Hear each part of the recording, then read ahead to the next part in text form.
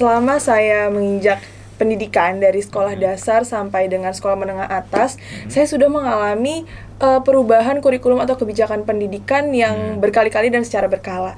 Itu kira-kira siapa sih Pak yang membuat kurikulum tersebut dan kenapa bisa berubah-ubah secara berkala?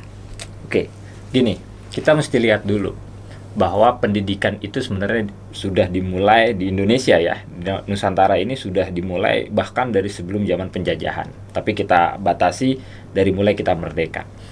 Awal-awal kita merdeka itu demokrasinya masih demokrasi yang ya ala kadarnya ya, namanya awal kemerdekaan, kemudian sampai demokrasi liberal terpimpin dan lain sebagainya. Nah, sampai era tahun 90-an, bahkan di awal 2000, itu pemerintah atau negara lah yang masih memegang kendali penuh yang namanya kurikulum.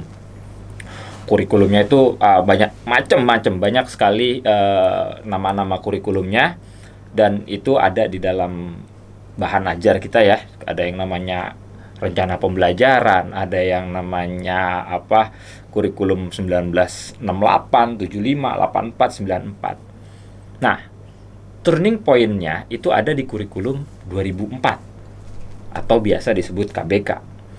Kurikulum 2004 itu membolehkan atau memberikan otonomi, kalau dulu namanya desentralisasi pendidikan, memberikan otonomi kepada sekolah, bukan hanya kepada perguruan tinggi, tapi kepada sekolah-sekolah, bahkan kepada guru, untuk menyusun kurikulumnya sendiri.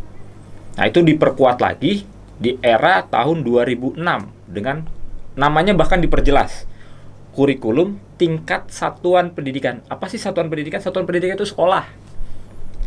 Dengan demikian, berarti sebenarnya yang namanya kurikulum mulai era 2004-2006 ini sudah diberikan kepada sekolah. Hakikatnya yang menyusun kurikulum itu ya sekolah, guru-guru itu. Jadi kalau dibilang sekarang merdeka belajar, kampus merdeka, ya hakikatnya sudah dilaksanakan dari tahun itu. Bukan hanya di tahun-tahun sekarang. Nah, itu kurikulumnya. Tapi, nah ada tapinya nih. Tapi ketika kita diberikan kebebasan yang selama ini benar-benar terikat gitu ya, terkungkung, terbelenggu, kadang kita nggak siap. Begitu juga guru-guru kita belum tentu siap. Kepala-kepala sekolah kita belum tentu siap. Bahkan dosen-dosen, dekan, rektor juga belum tentu siap. Maka seringkali itu masih terjadi dispute. Contoh, misalnya di dalam kurikulum itu kan ada yang namanya bahan ajar. Bahan ajar, guru kan di Undang-Undang Guru dan Dosen itu mempunyai kewajiban menyusun bahan ajar, media, rencana pembelajaran, sampai evaluasi. Seringkali bahan ajar ini masih tergantung kepada pusat. Bukan gurunya yang menulis sendiri. Tuh, belum lagi medianya, belum lagi ujian-ujiannya. Bahkan di standar penilaian, ujian itu yang pegang sebenarnya guru.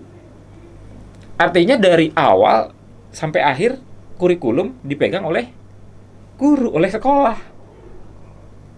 Lalu negara lewat pemerintah bikin apa, Pak? Negara, pemerintah hanya menerapkan KIKD atau SKKI. Hanya kompetensi dasar.